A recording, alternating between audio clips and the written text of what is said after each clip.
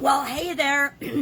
Look, welcome to day 1288 of What You Up To Now. Sharon Horne-Ellstrom here, documenting the journey as I transitioned from the brick and mortar corporate world of business over a quarter century in corporate America, simultaneously working on my own businesses. So I've been in my own businesses, at least 27 different businesses and industries, offline over the last 47, probably closer to 48 years. And following my divorce, I had the opportunity, and it didn't always feel like an opportunity, but the opportunity to do something different, to ask myself, okay, my kids are grown up. I don't have to have them depending on me. What do I want to do? What have I always been curious about? And I had noticed the internet and the online world, but I hadn't really dug in or jumped in or paid attention. I was too busy doing things the old-fashioned way, the offline way, to really get involved with the online world. And so this was a huge opportunity, a huge chance for me to actually investigate, look into something that I'd always been curious about, and that was the online world. I mean, I grew up in corporate America before there were very many women in there, much less computers. I mean, yes, we had computers, but early days of software and computers, nothing like today, where every cell phone, everybody's walking around with more computer power than my university had when I was going to college. We actually used to learn on punch cards. I know, how scary is that? Punch cards. I think it's fascinating. I wonder if I still have one punch card in my box of memoirs or something from college. That would be funny, because most people can't even fathom that much technological change in such a short period of time. In the last 50 years, think of how much our lives have changed. We had up at the cabin an old rotary phone, and I know my nephew, who's 21 now, he and his friends were always fascinated by the rotary phone because they'd never seen one in their lives. So I think it's fun to think back on those technologies and see how far we've come. In some ways, the world continues to get better. In other ways, it tends to get worse. But that's the nature of everything, right? There's a positive side and a negative side to everything. Just like each coin has two sides, every situation, everything has the upside, the downside, or just neutral. And it's up to us to decide what is most important. So today I'm thinking about making a fresh start, because that was our idiom for Supersize Your Business today. And I shared an 8-step process for making a fresh start that I found online, and then argued a little bit about a couple of the steps, because they're like, yeah, these are interesting steps. I can see how they would work, but they wouldn't be what I would use, or maybe they wouldn't be the order I'd use them in, but it doesn't matter. Everything we read and see and are exposed to, we can learn something from. So I learned a couple cool things by sharing that idiom and that expression today. Our tool for the Get Up and Go Challenge, day 9 of the free 30+ day Get Up and Go Challenge today. This is our 8th time through and sharing the Get Up and Go Challenge. And every time it's a little bit different. It's similar, but I take the best of the previous challenge and I keep building on it, or we keep building on it and adding to it and making it better and better and better.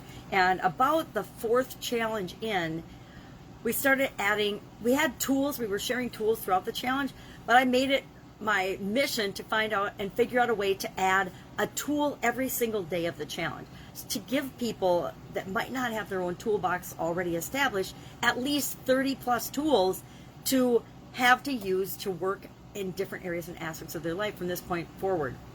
You know, one of the biggest things, if we pay attention to the people around us, we'll find, and maybe even in ourselves, it's a lot of people can't make a decision. A lot of people really struggle with making decisions. So I want to make sure that I incorporated some of the best decision-making tools that I've learned throughout my decades of life and experience into the challenge, so that now anybody that goes through the challenge, they don't just have one way to make decisions. They have at least 4 or 5 different decision-making tools that they can call on whenever they want.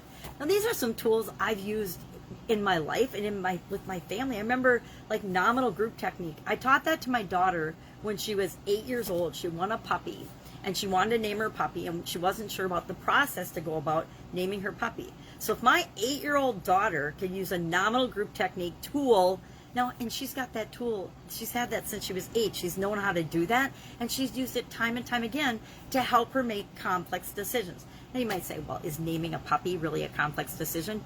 it is to an 8-year-old. It took her 3 days and 3 pages of names and the whole family helping her nominal group technique to come up with the name for her puppy.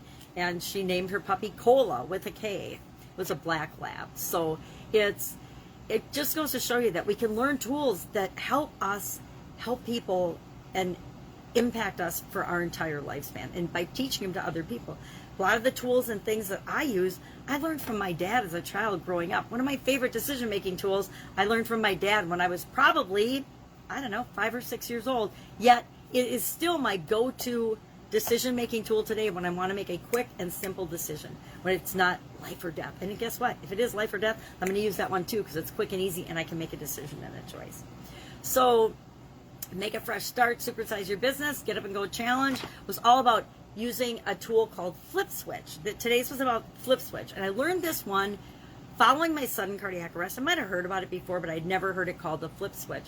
And a friend of mine, Jim Edwards, who's an online genius, love Jim Edwards, and copywriting guy, he mentioned to me on the Jim Boat, which is a cruise that he does. It's a marketing training cruise. Following my sudden cardiac arrest, because my goal was after that sudden cardiac arrest, I'd already planned on going that cruise. I was going on that cruise a couple months later, so I did. And on it, he's like, "Oh my God, we're so glad you're here, but have you read this book or have you done this workbook?" Because we were talking about it. And I'm like, "No, I haven't." And so as soon as, actually, while I was on the ship, I ordered it on Amazon, so it was at my house when I got home. It took me over a year to go through that workbook called Excuse Me, Your Life is Waiting. And then I started it again. I bought copies for my kids, and I started the book again last year as part of this whole get up and go thing and COVID, and to give me something to do to focus and understand what's important to me now, because it had been about 10 years since I'd done it earlier. And I still haven't finished it. It's on my bed, and I pick it up every couple of days, and I'm making myself go in order through the exercises. And so I could make excuses, but I've committed to myself to go through it one exercise at a time and actually do it.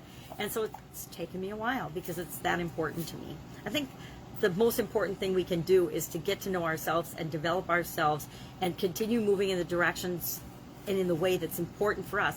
And the tools that we need will come to us when we're open to and ready to use them, I guess. So I just want to expose people to some tools that can help them when they're ready. You might, Lynn Grabhorn, you might not be ready for that book for another 20 years, but you might remember when something happens in your life that you really want to do some introspection and figure out yourself.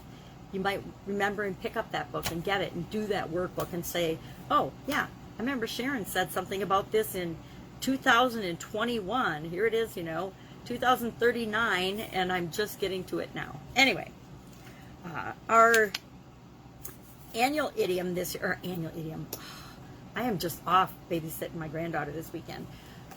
Our annual challenge to do one thing every day that centers us was all about not staying on the sidelines, actually getting in the arena and participating in our life.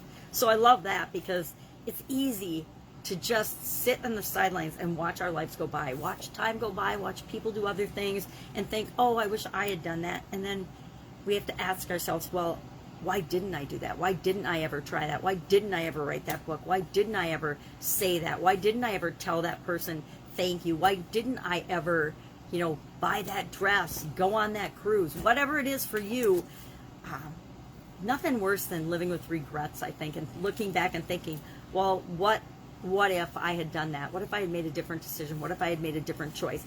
Just because we stopped ourselves because we were afraid of something. And that's about the only thing that ever stops us, right? Is because we're afraid of something. All right, so supersize annual challenge, get up and go challenge, babysitting my amazing 6-month-old granddaughter. I said she was 8 months old yesterday. That's how discombobulated I was yesterday. No sleep. A little more sleep last night. Not much, but a little more. Kids will be home in a couple of days, so that will be awesome. But I am having a great time. Nothing more amazing than snuggling up with a little cuddly boo. My daughter calls her the nugget. She's a little nugget. She's just an amazing little spirit. She always wakes up smiling. Who doesn't love somebody that wakes up smiling every single day, every single nap, every single time? It's fantastic. So if I can help you with anything, hit me up in the comments below. Otherwise, get up and go challenge, working on that. Invite you to join us. Remember, I don't have disappearing content, so if you join the Get Up and Go Challenge private group, Every challenge that we've done, plus all the supplemental material, it's all in there. You can search it. You can find any topic that you might want if you are interested in moving forward, making change and challenges automatic for you, making your life easier. Anybody want to make their life easier? I'm raising my hand because I always want to make my life easier. That's it. Have an awesome day. Any questions I can help you in any way, ask.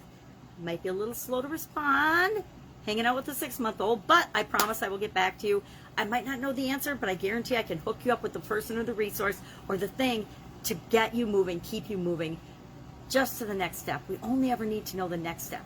You know, that saying, you don't have to see the whole staircase, you just have to know the next step. And as soon as you take that next step, the step after that appears.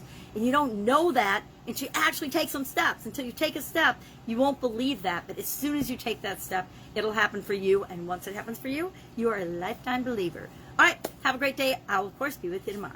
Bye.